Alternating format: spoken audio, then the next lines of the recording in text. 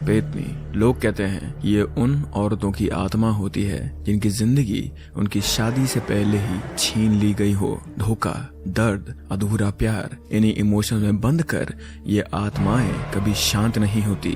न इन्हें मोक्ष मिलता है और न ही इन्हें सुकून मिलता है। और ये रात के अंधेरे में अपनी आवाज और पायल की खन खन से लोगों को अट्रैक्ट करती हैं। लेकिन जो भी इन आवाजों को सुनकर उनके पीछे चले जाए वो कभी भी पहले जैसा इंसान नहीं रहता। चलो, वेस्ट बंगाल के नदिया गांव में ऐसी ही एक पेतनी का आतंक छाया हुआ था और वो हर साल गांव वालों को सजा देने लौट आया करती थी। लेकिन आखिर ऐसा क्या हुआ था जिससे पेतनी उस गांव में डेरा डालकर बैठ गई थी? ये जानने के लिए हमें नदिया गांव के पास के बारे में समझना होगा। अर्ली 20th सेंचुरी की बात है। नदिया गांव के किनारे एक मालती नाम की लड़की एक छोटे से घर में अपनी माँ और अपने बाबा के साथ रहा करती थी। मालती बेहद खूबसूरत और हंसमुख थी, जिसके कारण पूरे गांव की नजर उस पर टिकी रहती थी। इसीलिए उसके माँ बाप अक्सर उससे शादी के लिए कहा करते थे, पर वो इसके लिए हमेशा मना कर देती थी या फिर अपने माँ बाप की बात शादी के लिए टाल देती थी। शायद से क्योंकि मालती ने पहले से ही अपना जीवन साथी, अपना पार्टनर अपने लिए चुन लिया था। दरअसल गाँव के जमींदार का छोटा बेटा देवेंद्र कुछ महीनों पहले ही कोलकाता से अपनी पढ़ाई पूरी और वो उस दिन के इंतजार में थी जब वो उसे अपने साथ ले जाता।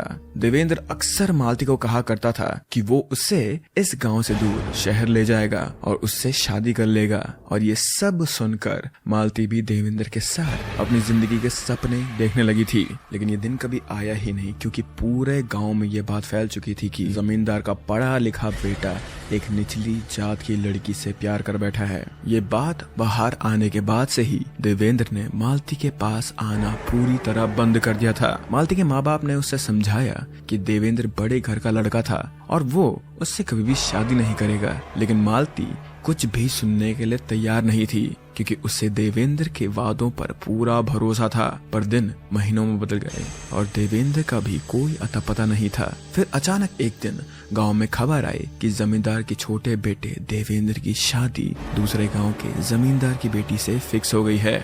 ये खबर सुनते ही मालती की मानो दुनिया ही खत्म हो गई। उसके माँ बाप ने कसम दी थी मालती को कि अगर वो देवेंद्र के पास गई तो वो उससे सारे रिश्ते तोड़ देंगे।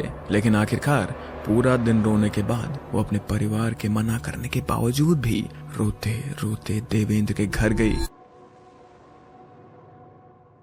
लेकिन वहां पर किसी ने उसे घर के अंदर घुसने तक नहीं दिया। देवेंद्र ने भी मालती को देखकर अपना मुंह फेर लिया था, जिससे मालती का दिल बहुत ज्यादा दुखा था। जिस इंसान को मालती ने अपना सब कुछ दे दिया था उसने ही उसे पहचानने से इनकार कर दिया था। मालती पूरी तरह से टूट गई थी और उसके जीने की इच्छा खत्म हो गई थी। इसलिए घर वापस जाने के बजाय उसने पास के तालाब में कूदकर अपनी जान ले ली। मालती के परिवार ने उसकी बॉडी को लेने से मना कर दिया और बदनामी होने के कारण देवेंद्र का परिवार भी गांव छोड़कर शहर से चला गया था। उस दिन के बाद हर साल एक ऐसा वक्त आता था जब लोगों की गाय और बकरी अचानक से गायब हो जाया करती थी। लोगों की फसल बर्बाद हो जाती थी और गांव के बच्चों को अचानक से हर रात डरावने सपने आने लगते थे। और जो भी गांव के पास के तालाब या बांस के पेड़ों के पीछे जाता वो अगले दिन बीमार पड़ जाया करता था, क्योंकि जो मालती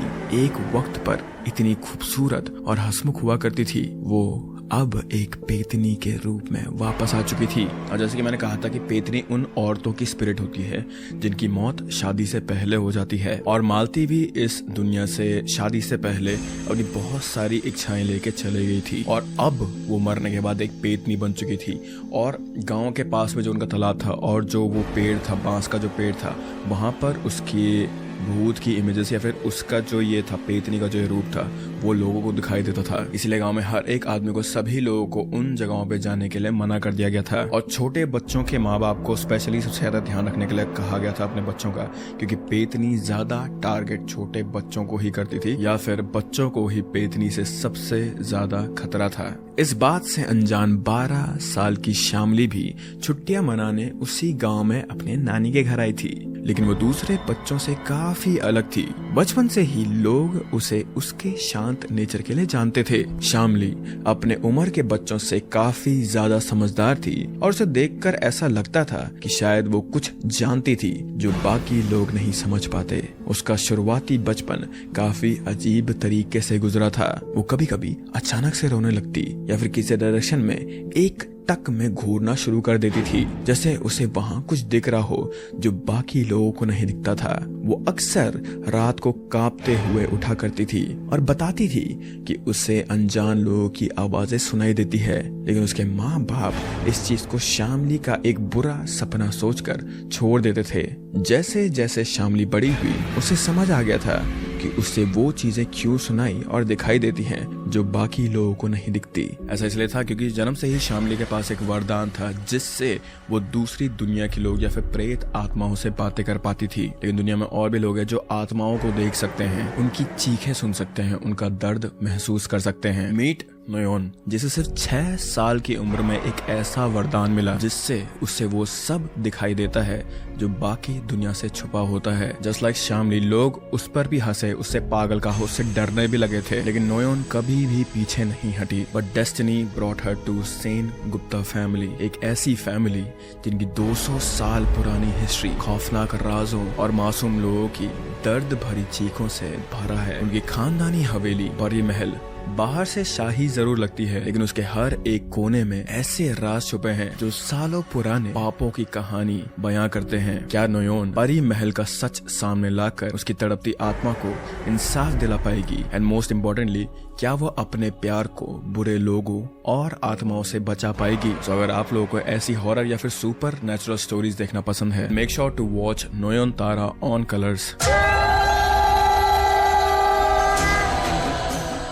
फ्रॉम 9 जून, रोज रात के 8:30 बजे। तो जैसा कि मैं कह रहा था कि शामली खुद इन सारी चीजों को शुरुआत में देखकर डर जाया करती थी, जिसके कारण वो काफी ज्यादा रोती थी और ऐसी चीजें करती थी जो बाकी लोगों को, उसके आसपास के लोगों को अजीब लगती थी। शुरू में शामली खुद इन सब चीजों को देखकर और सुनकर डर जाया करती थी, जिसके कारण वो काफी ज्यादा रोती थी और ऐसी चीजें करती थी जो बाकी लोगों को अजीब लगती थी। लेकिन जब शामली ने बोलना शुरू किया तब उसे समझ में आया कि जिन चीजों को वो देख और सुन पा रही थी उनसे वो बातें भी कर सकती थी। उनसे बात करके उसे समझ आया कि सारी आत्माएं डरावनी या बुरी नहीं होती, बल्कि कई आत्माएं अपने इस रूप में फंसे हुए होते हैं, इस होप में कि एक दिन कोई उन्हें समझेगा और उनकी मदद करेगा। और शायद इसी काम के लिए शामली को उसका वरदान भी मिला था। ये पहली बार था जब छुट्टियां मनाने वो अपने नानी के घर नाड़िया गांव में आई थी, लेकिन उसके आने के साथ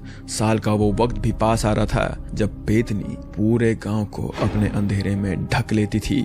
इस साल एक पंडित जी के कहने पर गांव वालों ने पेतनी से बचाव करने के लिए काली पूजा रखने का सोचा था, लेकिन काली पूजा की रात को कुछ ऐसा हुआ जिसने पूरे गांव को हिलाकर रख दिया था। शामली उस रात अचानक से गायब हो गई और सबके लाख ढूंढने के बाद भी उसका कोई अता पता नहीं चल रहा था। पेतनी के डर से कोई उसे ढूंढने गांव से बाहर भी नहीं निकल रहा था और न ही उसके माँ बाप को निकलने दे रहे थे लोग। हार मानकर सबने काली पूजा पर ध्यान लगाया और शामली की रक्षा के लिए लोगों ने प्रे करना स्टार्ट कर दिया था। ये करते करते सुबह के 4 बज चुके थे और सुबह की हल्की रोशनी में लोगों को तालाब की दिशा से कोई आता हुआ दिखा। थोड़े ध्यान से देखने पर उन्हें शामली हाथ में एक कमल का फूल लिए हुए आते दिखी। वो कमल का फूल जो उस तालाब में कई सालों से नहीं खिला था।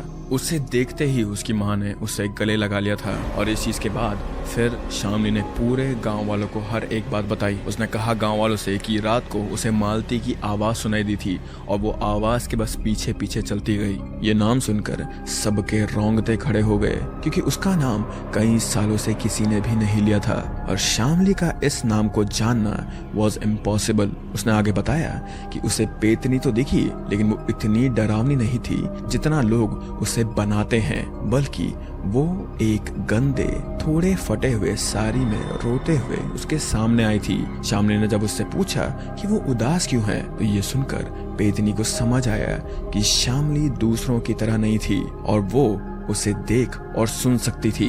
ये जानकर पेतनी ने शामली को अपनी पूरी कहानी बताई और कहा कि वो चाहती थी कि कोई उसे याद करे और उस तालाब के पास उसका अंतिम संस्कार कर दिया जाए ताकि वो आजाद हो सके।